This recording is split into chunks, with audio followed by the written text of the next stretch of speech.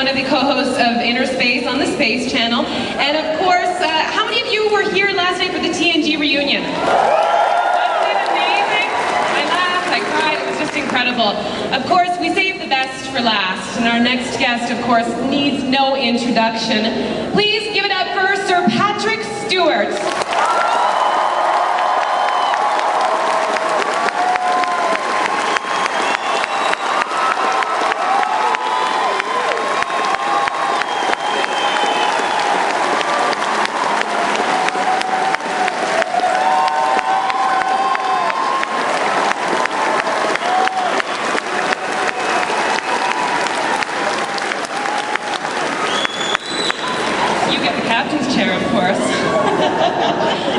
Last night someone put me in that chair.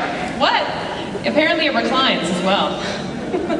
So, how did you feel about last night? First of all, I'm going to have to apologize a little bit because my voice is tired. My voice arrived in Calgary a little tired, and everything that has happened since then hasn't done much to make it much stronger, so I'm sorry. Last night was, of course, an entirely unique occasion. We have had groups of the crew of the Enterprise together before, but never a complete number, with the addition of Will coming in and Denise as well, which made it very special for all of us.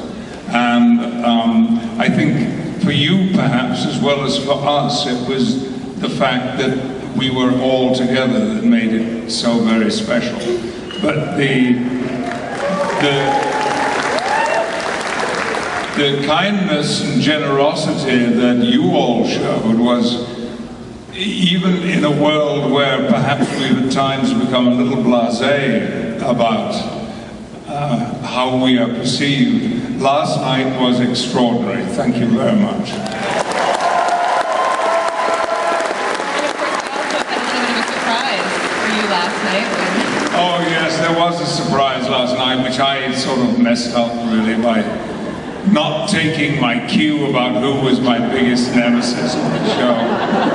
And the fact of the matter is that I never really regarded Q as being a nemesis, because I always had so much fun in all the Q episodes. John Delancey is a fabulous actor to work with, and an interesting and nice man. And so it would never have occurred to me to have said Q. And so I searched around for the real bad guy, who was, of course, Damon Bach. But you know, you've got a love of Ferengi, haven't you? Finally, ultimately, you've got to love them. Well, from Jean-Luc Picard to Charles Xavier, you've played a lot of roles that radiate a kind of authority, measured with a really strong sense of respect and wisdom. Do you have a favorite character that you've played? I'm really sorry to have to tell you that I don't. I've been immensely blessed in my career to have played a lot of really fine roles. And very often, the role that I am playing at that moment seems to me to be the most exciting, the most interesting, the most compelling role that I've ever played. I've just finished playing William Shakespeare in a play about the last days of Shakespeare's life in Stratford-on-Avon in retirement. What was happening to this genius when he was living in a little sleepy market town? No tourists came to Stratford-on-Avon in those days. And I loved performing that play so much that I kind of had withdrawal symptoms when it ended. But you know, there are countless numbers of thrilling roles that I've had a chance to play, and I hope they're not over. I hope there is still some to come. I'm sure there will be. I want to open it up to the floor. We've got a question from Logan on the left-hand side, mic 6. Hello, Logan.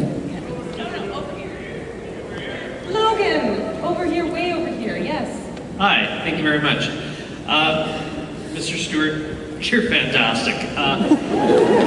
The role, the cast, everything was fantastic. That being said, they've done a very successful relaunch of the original Star Trek. If they were to recast Next Generation, who would you like playing you?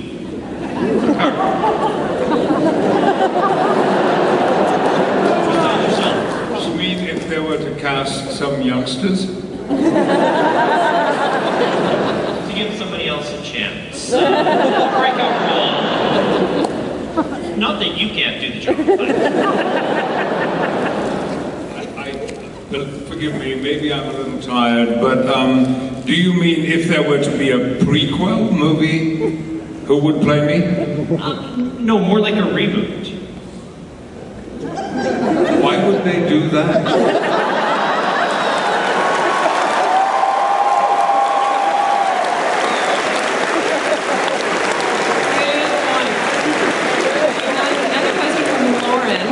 Is on mic 5 to the... Where?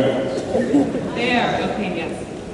Out of all 3 X-Men movies, which would you say was the most fun acting in? I would say number 2, for this reason. I love working with Bryan Singer, and by the time we came to number 2, we were very established, not only in our roles, but in the whole world of the X-Men. We were comfortable with one another. You know, we started shooting the first X-Men, and Wolverine was not cast. And one morning, this nice Australian guy showed up, and we were filming, and he said, "Oh, I'm here to do a screen test for Wolverine." So he hung out with us for a while, and then he went off to do his screen test, and we all said, you know, break a leg, and then we said, "He's adorable." So when he came back and told us, actually all he told us was he thought it had gone well. We kept our fingers crossed because Mr. Jackman is a wonderful guy.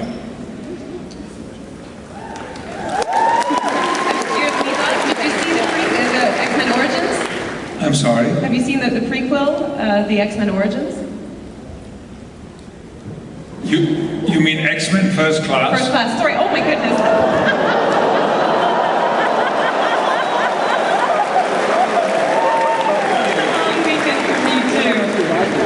I thought that I was in the company of people who really knew their stuff.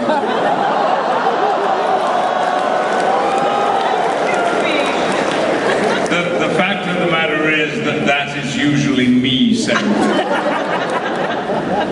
Yeah, it's like the guy, did I say this last night? I can't remember. We had so much fun. Did I say last night about the guy who got into an elevator? I was coming down a high-rise building in San Francisco very recently, and I could tell at once that he'd had a few drinks. Actually, it was a guy and his wife, because there are 2 parts to this story. And the guy said, oh my God, I love you, you're fantastic. He said, turned to his wife and he said, honey, this is Dr. Spock. From Star Wars.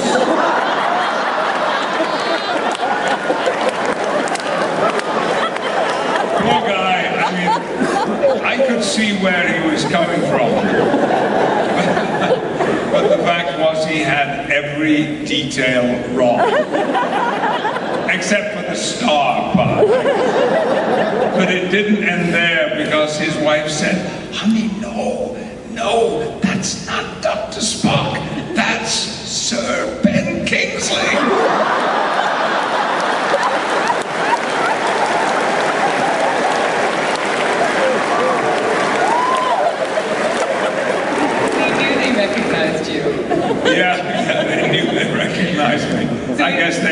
good evening. Lauren is the next question. Mic 3, floor left. Hello, Lauren.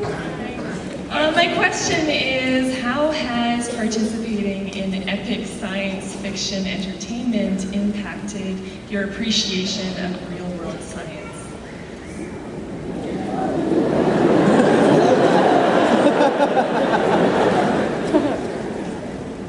This is the kind of question like, Patrick, what science fiction books have you been reading recently?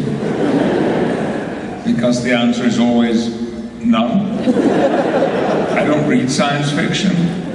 I mean, I've had one go at all the acknowledged great authors, Arthur C. Clarke, Isaac Asimov, Brian Aldiss.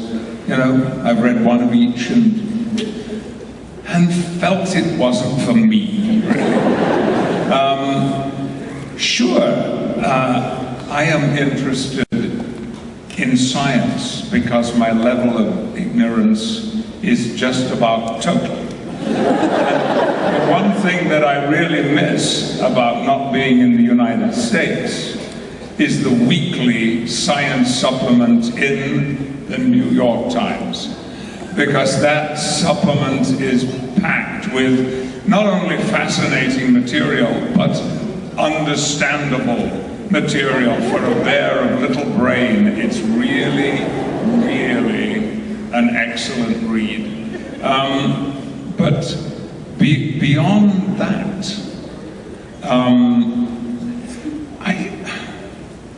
I don't pay too much attention, I'm afraid. The one thing I do pay a lot of attention to in the field of science is issues of global warming. Because it seems to me that, you know, there's always been warfare of one kind or another. There's always been disease of one kind or another. There have always been appalling accidents and tragedies of one kind or another. Global warming of the kind that we are experiencing is happening for the first time, and we are the cause. So I take an interest.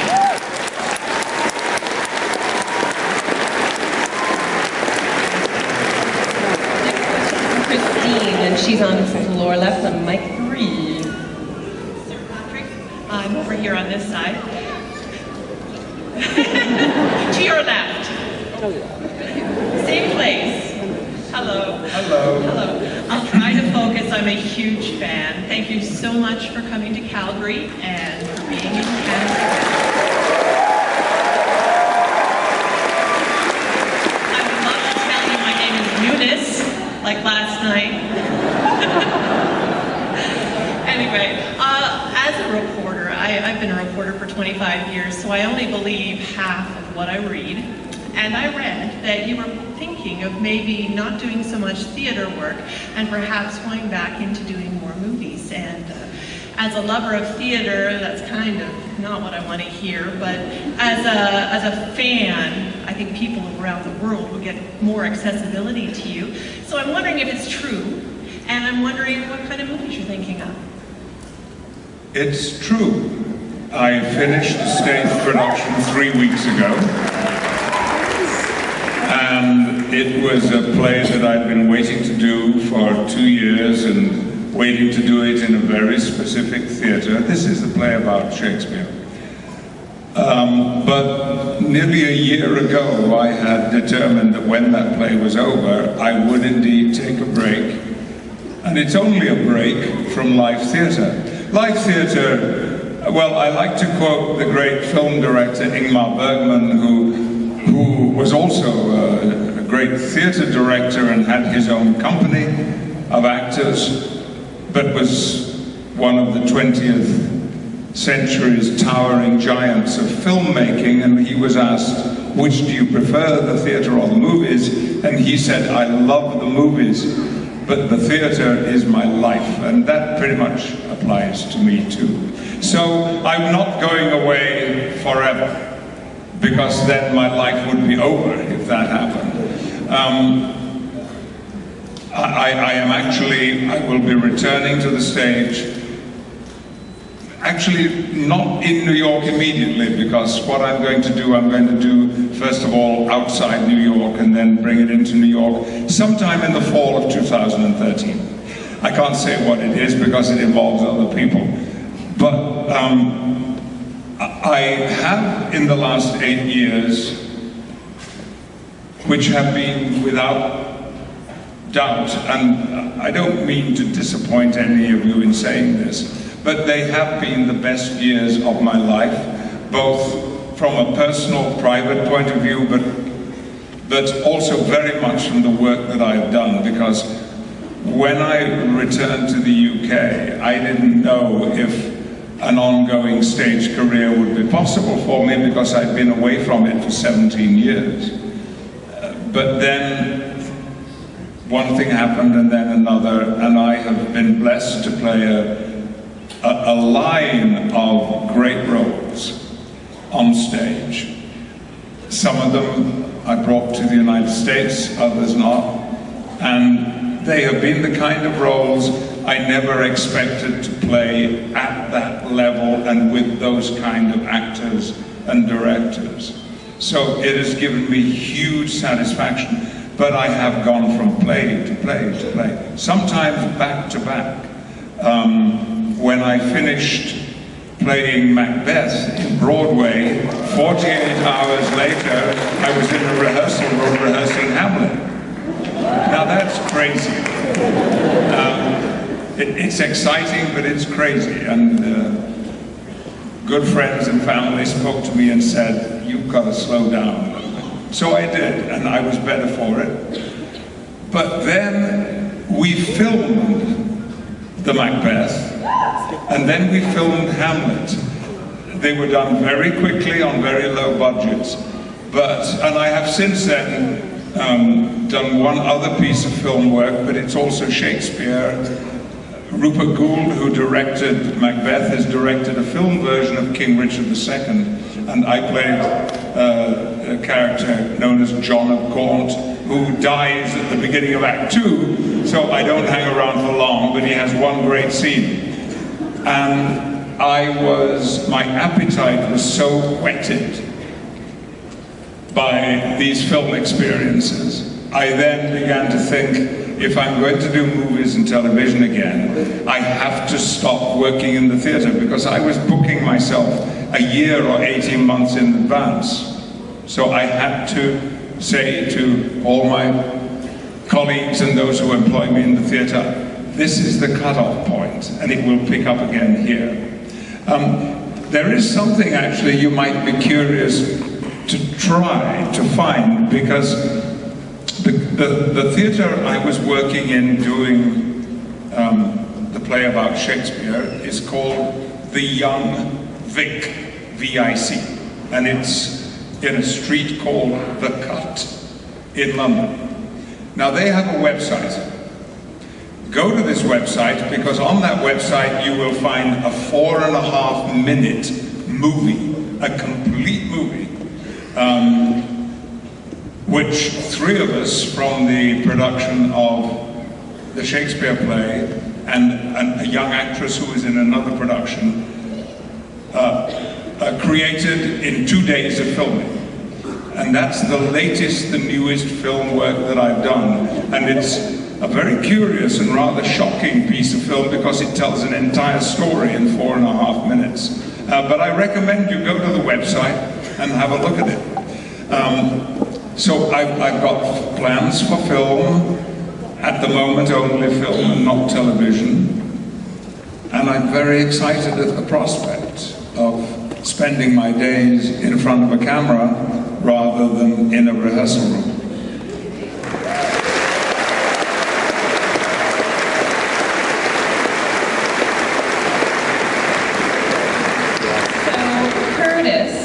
Mic 6, and he's somewhere in the middle. Oh, there we go. My question has to do with the Will Shatner's documentary, The Captains. In it, you said that you were handed a 6-year contract for Star Trek, and originally you didn't want to do it. When you got on set, and since then, did you regret not wanting to do it?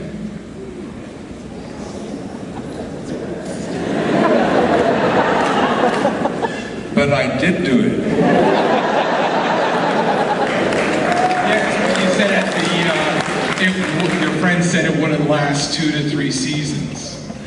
But I gave a reason for that, which was that I had a lot of other things to do.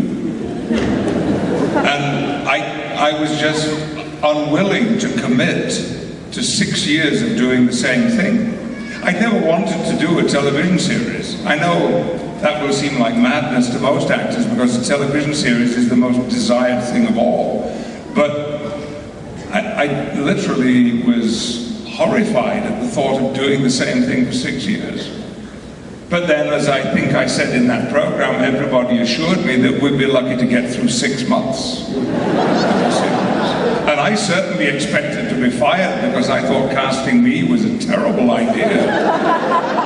And you know, they would come to their senses and say, thanks very much, but we meant the other guy, not you. But do I regret it? Not for a moment. Not for a moment. Well, you've seen what the relationship is between those of us who are on it. That quality of friendship is irreplaceable. And I have it with those guys more intimately than I have with any company of actors I've ever worked with. So I would have missed out on that. But in every possible way, Star Trek: The Next Generation changed my life. There was not an area of my life, not all of it for the good, there was not an area of my life that wasn't touched, changed, transformed by it. So no, as Edith Piaf sang, no, I have no regrets.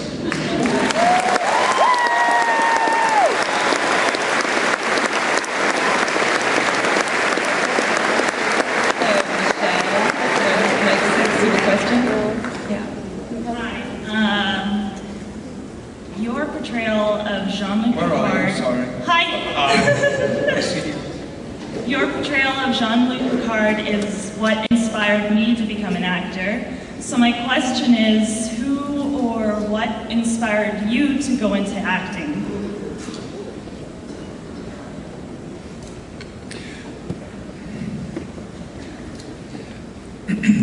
There was no individual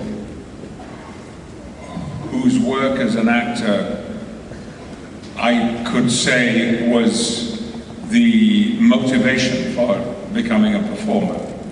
I'd been a performer since I was 12, when my English teacher put me in a play. And the moment that I walked onto my school hall platform one evening to rehearse, and especially when we came to the first performance and I stepped onto a brightly lit stage in the darkened auditorium, well, I felt as though I was at home, but more than anything else, I felt safer than I'd ever felt in my life up to that point. And I mean safer. It's, I know, difficult perhaps to imagine what I mean by that. But my life was a little bit unpredictable and a little bit chaotic at times. And the theatre gave me certainty. So, and it made me happy. And I just wanted to go on being happy in that way. And although I did a couple of other jobs when I left school at 15, they were not meaningful jobs until I got a place in a drama school and I found myself surrounded by 30 other young people who felt just like me. And, you know, it's like in my community where I grew up, nobody went into show business. So I was an oddity. I stood out. You know, I know that my friends thought I was a little strange. And then to find suddenly that you are in the company of 30 other strange people, all with the same longings that you have, is fantastic. And it's why I stayed in the acting community for 52 years. So there were actors I loved and admired and I was in awe of. Most of them American actors, actually. And their work affected me, and I'm thinking largely of that school of actors from the 50s and the 60s, typified by the actor studio actors. Actors like Marlon Brando and Carl Malden and Lee J. Cobb. And I wanted to be like them. And it took me a long time before I understood really what they did. And it was a long time before I came to understand what the nature of truth in acting was. And so they were in a sense, my role models rather than my inspiration. I hope you have a great career. Thank you so much.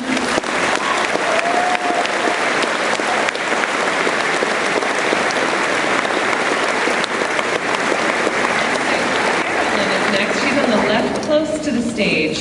Over here. Right over here in the... Hi. Hi. Hi, Sir Patrick. I have a dear friend who traveled to see you in the Merchant of Venice in Stratford, and I was just wondering, she said you did such a fantastic job, as I'm sure you do in everything that you do there. I haven't had the privilege myself, but I was just wondering, you seem to have worked with a few different theatre companies over in England, and I'm wondering how the company in Stratford was, what you liked about that company. Well, I first worked with the Royal Shakespeare Company in January 1966.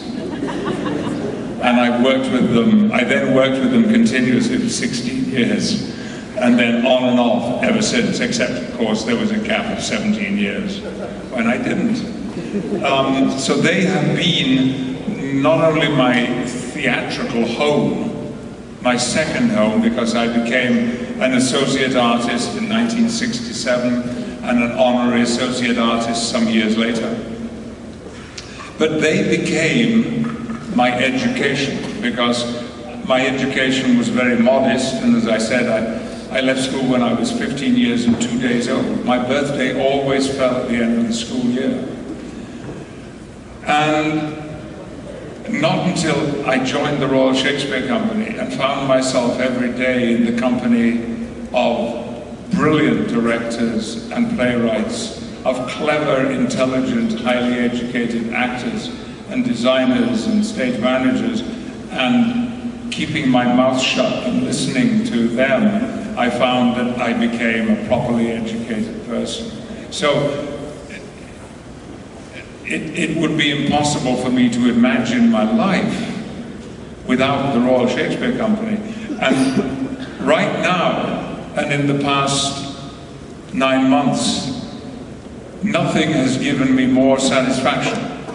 Nothing has given me more pleasure and excitement whenever I think of it than to know that my son, Daniel, who is an actor, is now working with the Royal Shakespeare Company.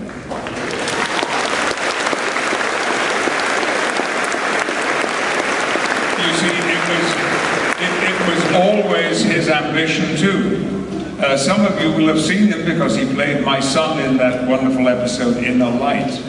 And last week, Dan made his commercial London debut as an actor. He had worked at the National Theatre before, which doesn't count as the commercial theatre, but he made his commercial debut in a West End house, and he is so happy and excited about that, but no happier or more excited than I am.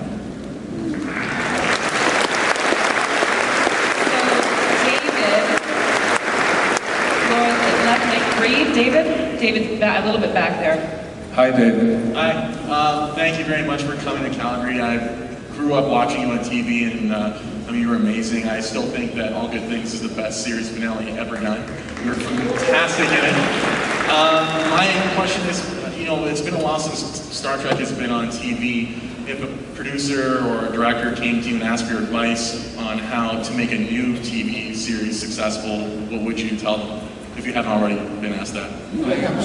I am so unequipped to answer a question like that. You know, I only did one television series in my life. Actually, that's not quite true. I did 2 seasons of a series for the BBC 35 years ago, and I did 1 season of a program called 11th Hour about 6 years ago.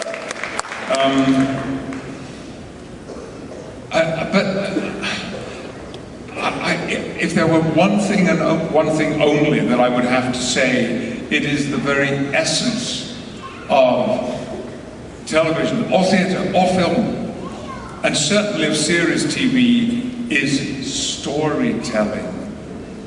If there's no storytelling, you don't have anything. You have a series of incidents, and I would say tell the best and most vivid stories you can. Excuse me.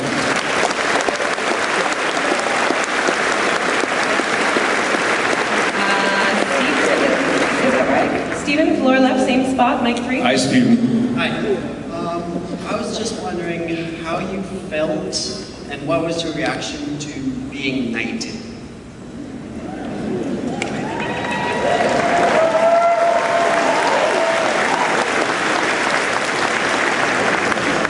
Well, I'll tell you how I learned that I had been invited to become a night bachelor, as we are called.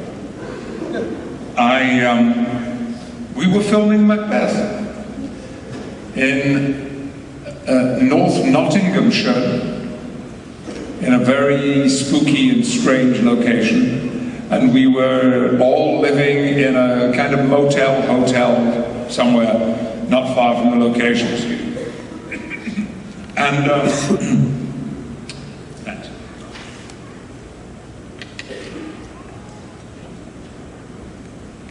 and I'd been up there for about, I don't know, 8 or 10 days. And one morning I had an early call, as usual. It was about 6 a.m. It was in November. It was dark still, no daylight, and it was drizzling rain, and we had to do some outdoor work. And when I saw this, I thought, oh Lord, this is not going to be a fun day. But I got ready, and at one point, reaching for my rain jacket, I opened the closet door in this little suite in this hotel room, and just before I closed it, I saw on the floor a plastic shopping bag. You know, a market bag, cheap little plastic bag. And I didn't know what it was for a moment, and then I remembered when I had left London 10 days earlier, I'd been away before that, and a lot of mail had arrived, and I gathered all the mail together and dumped it into this plastic bag. And when I got to Nottinghamshire, everything was taken out of my car, including this plastic bag, and I guess I didn't know what to do with it, so I put it in the closet, meaning to deal with it later. All this mail, and I looked at my watch, and I had about 15 minutes before my car was due to pick me up. So I decided I'd better just quickly go through this and see if there's, you know, any police summonses or anything like that. And you'd be surprised. And so I sat down at the desk in this, I remember the room was brown, everywhere was brown, and I could hear the rain falling outside, and it was dark.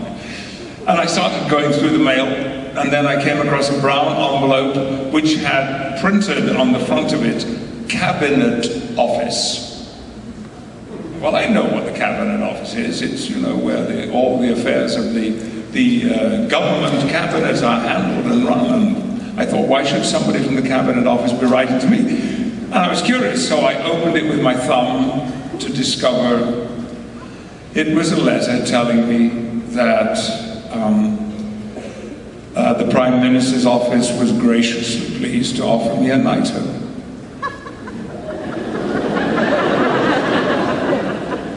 And I swear to you, I read it, and I read it again, and I couldn't make sense of it. It was literally like I had stepped from this brown motel room into some kind of fantasy world. And I finally had to accept that it was real. One of the charming things is it comes with a form that you fill out. With boxes to tick. Yes, I would. No, I wouldn't, you know. More or less. And, well, I was overwhelmed and I was very emotional. And I remember looking around this brown room thinking, I will remember this room to the rest of my days. Because it was here that I learned this amazing news. You see, I grew up as a child going to the movies, and although I said I was mostly inspired by American actors, there were English actors, of course, who impressed me. Sir Laurence Olivier, Sir Ralph Richardson, Sir Cedric Hardwicke, Sir Alec Guinness.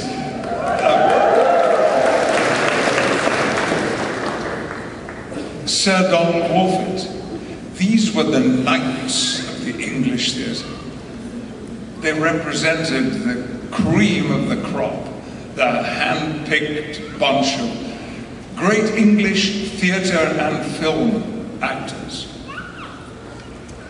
And I had never in my life imagined to be invited into that world. You know, some of my best friends had already received knighthoods, Ian McKellen, Ben Kingsley, Anthony Sher, Derek Jacobi. I knew all these people, but I'd always felt, well, you know, they're there and I'm here, and you know, that's exactly as it should be. So this news was overwhelming. And of course, we were filming a big scene with most of the company that day. And when I got on the set, I wanted to rush out and say to everybody, you would never believe what's But of course, you are instructed under no circumstances to tell anyone at all. I mean, there are stories of people who threw parties on the strength of it and then found that the honor never came. So I had to keep quiet about it. Well, not entirely quiet.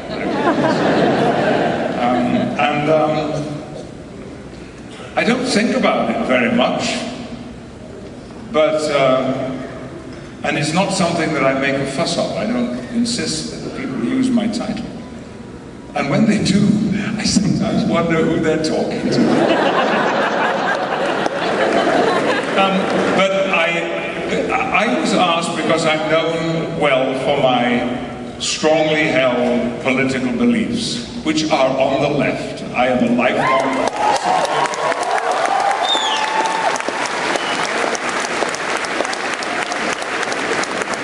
As those of you who heard my remark about the Republican Party in the United States, I've always been a supporter of the Labour Party. My father was a trades unionist. He started life working in the mines as a coal miner. So did his father on my mother's side. My grandfather, my great-grandfather, my great-great-grandfather were all coal miners, and one of them was active in first creating the Miners Association, which became the National Union of Mine Workers. And I'm very proud of those associations.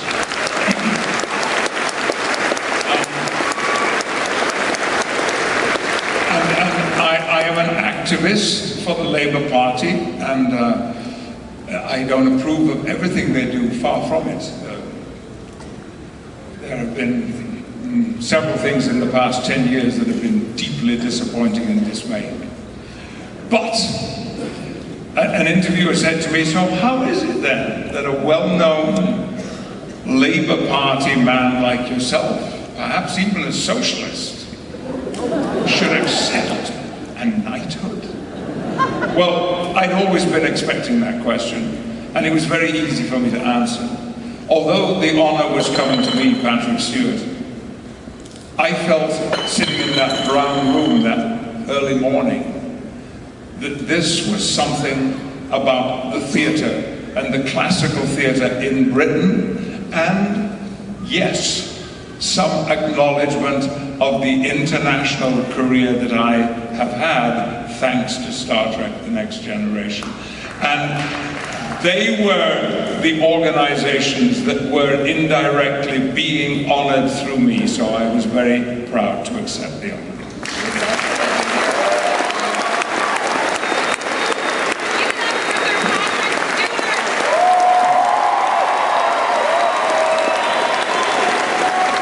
Thank you very much. Thank you.